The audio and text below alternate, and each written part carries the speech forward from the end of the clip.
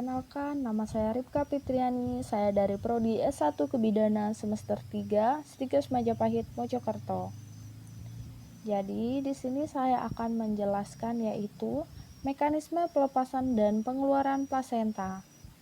Pengertian mekanisme pelepasan plasenta yaitu suatu cara yang dapat digunakan dalam hal melepaskan plasenta dari implantasinya untuk dikeluarkan. Ada 3 tanda lepasnya plasenta yaitu perubahan bentuk dan tinggi uterus, tali pusat memanjang dan semburan darah mendadak dan singkat. Fase-fase pelepasan plasenta.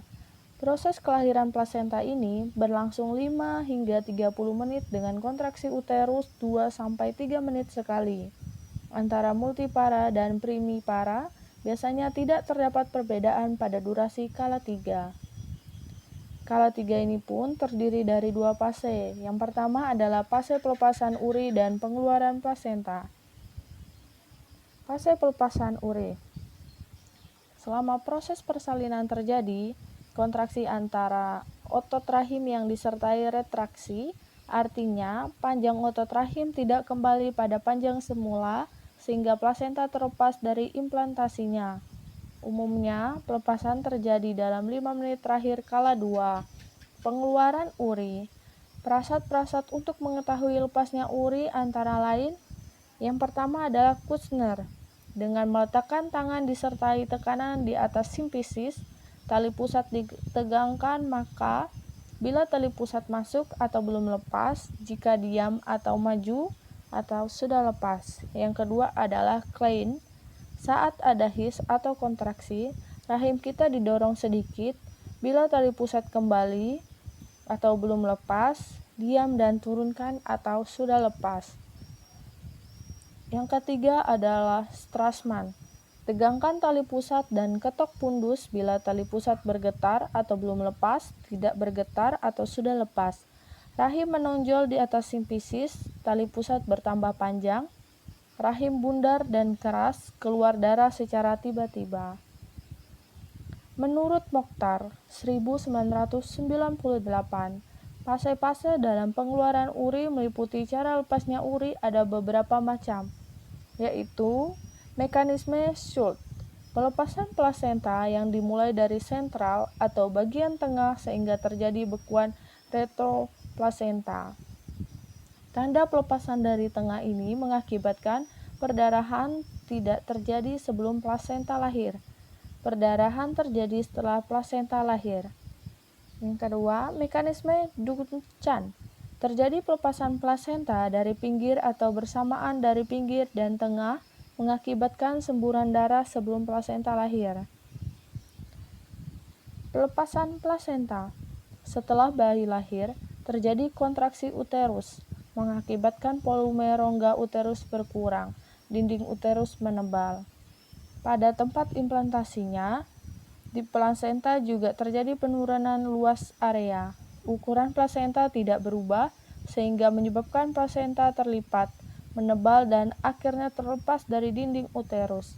Plasenta terlepas sedikit demi sedikit, terjadi pengumpulan perdarahan di antara ruang plasenta dan decidua basalis yang retroplasenter hematome. Setelah plasenta terlepas, plasenta akan menempati segmen bawah uterus atau vagina. Fase-fase dari pengeluaran plasenta yaitu cara pelepasan menurut Duncan. Lepasnya uri mulai dari pinggir, jadi pinggir uri lahir duluan, paling sering terjadi 20%, darah akan mengalir keluar antara selaput ketuban. Yang kedua adalah cara pelepasan menurut Schulte. Lepasnya seperti kita menutup payung, cara ini yang paling sering terjadi atau 80% terjadi. Yang lepas duluan adalah bagian tengah, lalu terjadi retroplasenta hematoma yang menolak uri mula-mula bagian tengah, kemudian seluruhnya. Menurut cara ini, pendarahan biasanya tidak ada sebelum uri lahir dan banyak setelah uri lahir. Tanda-tanda dari pelepasan plasenta yaitu perubahan bentuk uterus dari disjoint menjadi guber akibat dari kontraksi uterus. Semburan darah tiba-tiba, tali pusat memanjang, perubahan posisi uterus setelah plasenta lepas dan menepati segmen bawah rahim, maka uterus muncul pada rongga abdomen. Jadi, setelah ini ada pemberian suntikan oksitosin dan langkah-langkahnya. Pemberian oksitosin ini 1/3 bawah paha kanan bagian luar. Langkahnya, letakkan bayi baru lahir di atas kain bersih yang telah disiapkan di perut bawah ibu dan minta ibu untuk mendampinginya untuk membantu memegang bayi tersebut. Yang kedua, pastikan tidak ada bayi lain di dalam uterus. Kemudian, beritahu ibu bahwa ia akan disuntik segera dalam 1 menit pertama setelah bayi lahir. Suntikan oksitosin 10 menit IM pada 1/3 bagian atas paha bagian luar. Melakukan tindakan penjepitan dan pemotongan tali pusat, mempersiapkan bayi untuk inisiasi menyusui dini. Tutup kembali bagian bawah ibu dengan kain bersih. Pengawasan pendarahan. Selama hamil, aliran darah ke uterus 500 hingga 800 ml per menit. Uterus tidak kontraksi dapat menyebabkan kehilangan darah sebanyak 300 sampai 500 ml. Kontraksi uterus akan menekan pembuluh darah uterus, diantaranya anyaman myometrium. Terima kasih.